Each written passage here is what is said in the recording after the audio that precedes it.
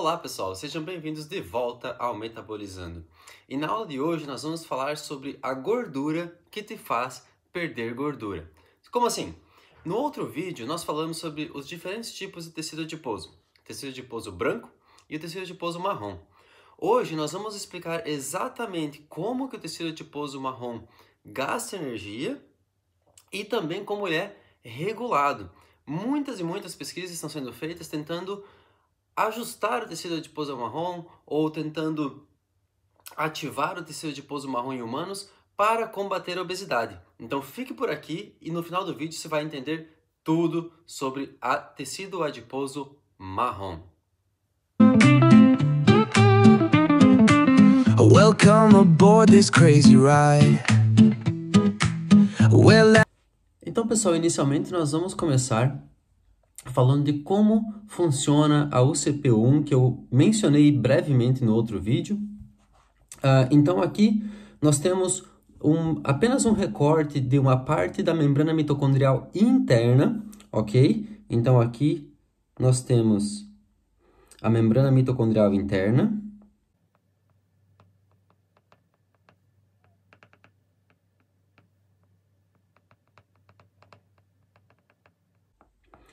Para quem não sabe, as mitocôndrias têm duas membranas, a membrana mitocondrial externa e interna. Mas onde acontece a fosforilação oxidativa e o desacoplamento é na membrana mitocondrial interna, ok? Então aqui nós temos a membrana mitocondrial interna, aqui nós temos o espaço intermembrana.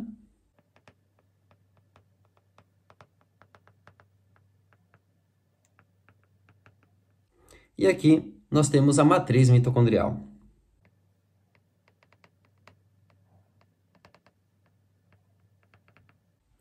Ok? E nesse esqueminha aqui, eu fiz um esquema bem simplificado, em que vocês podem ver a cadeia de transferência de elétrons, que eu vou apenas abreviar em ETC, Electron Transfer Chain, e a ATP sintase, ok? Que é um outro complexo proteico que está localizado na membrana mitocondrial interna, que está aqui.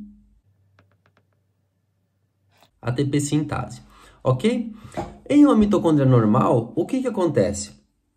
Os elétrons que vêm dos equivalentes reduzidos que são originados lá nos alimentos que nós ingerimos, que é um outro processo bioquímico que eu vou explicar em um outro dia, eles vão ser transferidos nessa cadeia de transferência de elétrons e a energia dessa transferência, pelo complexo 1, 2, 3 e 4, vai ser usada para bombear prótons da matriz mitocondrial para o espaço intermembrana, ok? Então, o movimento de elétrons do complexo 1 e 2 até o complexo 4, que eu vou colocar aqui uma flechinha até o final, ele vai ser usado, a energia vai ser usada para bombear prótons da matriz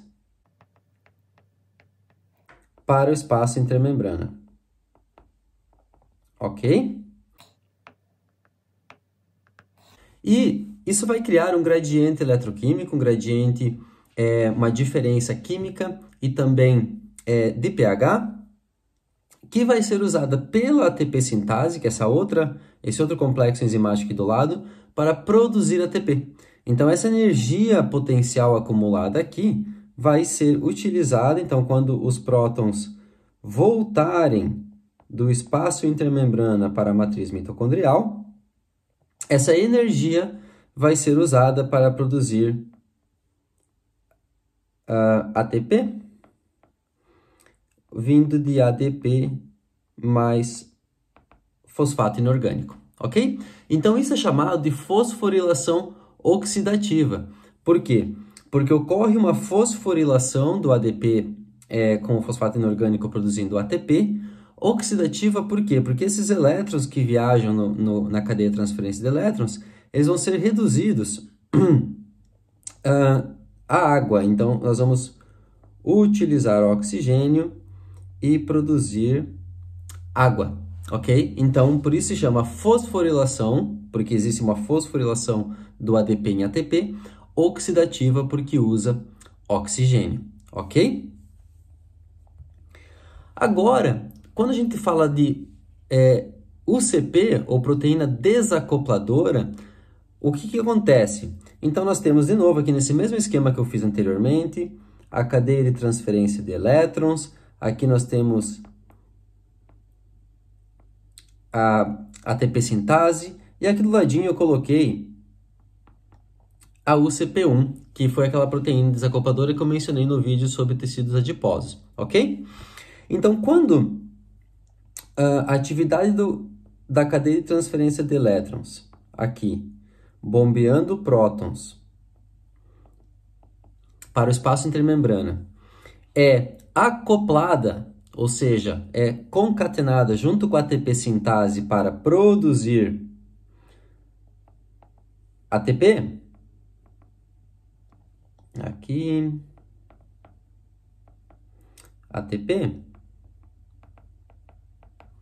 isso é chamado de uma respiração acoplada. Por quê? Porque o consumo de oxigênio está acoplado à produção de ATP, ok? Agora, o que acontece? Quando existe uma célula, no caso do tecido adiposo marrom, o adipócito marrom, que tem a UCP inserida na membrana mitocondrial interna, os prótons, ao invés deles viajarem pela ATP sintase e resultarem na produção de ATP, eles, na verdade, eles não vão pela ATP sintase, mas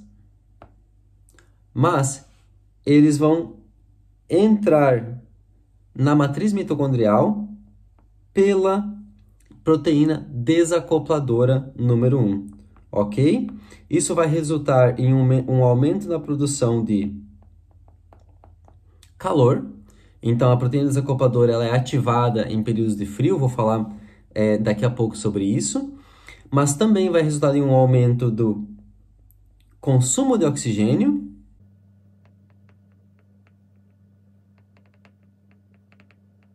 e também no aumento do gasto energético, ok? Então, vamos revisar rapidamente. Quando a atividade da cadeia de transferência de elétrons é acoplada à síntese de ATP, isso é chamado de uma respiração acoplada, ok? A produção de ATP está acoplada ao consumo de oxigênio. Quando existe uma UCP ativa, ou seja, no adipócito marrom, os prótons vão retornar à matriz mitocondrial pela UCP. Isso não vai resultar em produção de energia, não vai resultar em produção de ATP, mas vai resultar em um aumento do consumo de oxigênio, um aumento do gasto de energia, aumento da produção de calor. E isso a gente chama de uma respiração desacoplada, porque está desacoplada da produção de ATP, ok? Por isso que a proteína se chama proteína desacopladora 1, ok? Agora nós vamos falar um pouco sobre como ocorre a regulação da UCP, ok? Então eu vou desenhar aqui uma célula hipotética, ok? Esse aqui é um adipócito hipotético.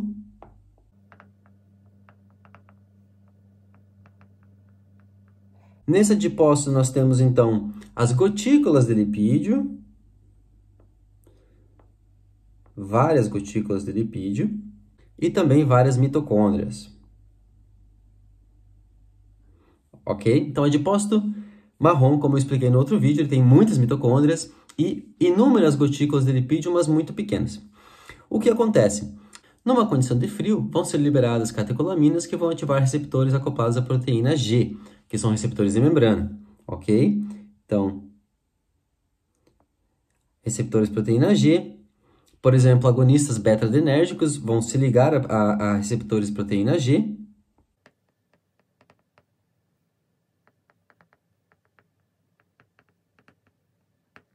E vão induzir uma cascata de eventos intracelulares que os eventos são vários, mas eu vou apenas citar um deles, que é um aumento da lipólise, ok? Então, aqui dentro da célula, nós vamos ter um aumento da lipólise. E o que é a lipólise? É a quebra de triacilgliceróis em ácidos graxos livres, ok? Isso é muito comum em adipócitos, nós já falamos em outros vídeos sobre isso, mas os ácidos graxos livres liberados dentro dessa célula aqui, dentro desse adipócito, pela ativação por agonistas beta-adrenérgicos, eles vão ligar nas UCP1s que estão aqui na membrana mitocondrial interna e vão ativar a UCP1.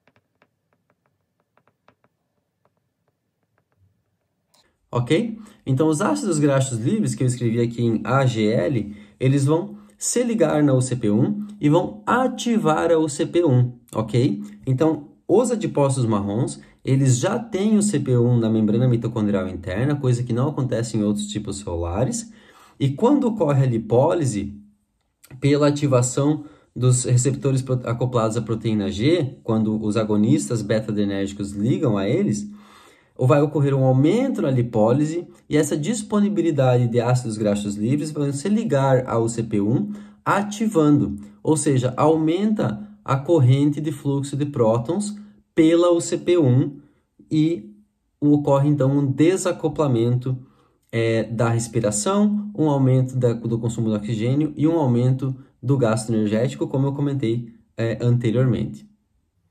Então é isso, pessoal. Hoje nós falamos sobre o tecido adiposo marrom, como ele é regulado, como ocorre o desacoplamento pela proteína UCP1 e também a regulação dessa proteína pela lipólise. Se você tem alguma dúvida, se você tem algum questionamento, deixe aqui nos comentários. Não se esqueça de curtir e compartilhar o canal, se inscreva se você ainda não está inscrito ou inscrita. Um abraço e até a próxima! Welcome aboard this crazy ride. Well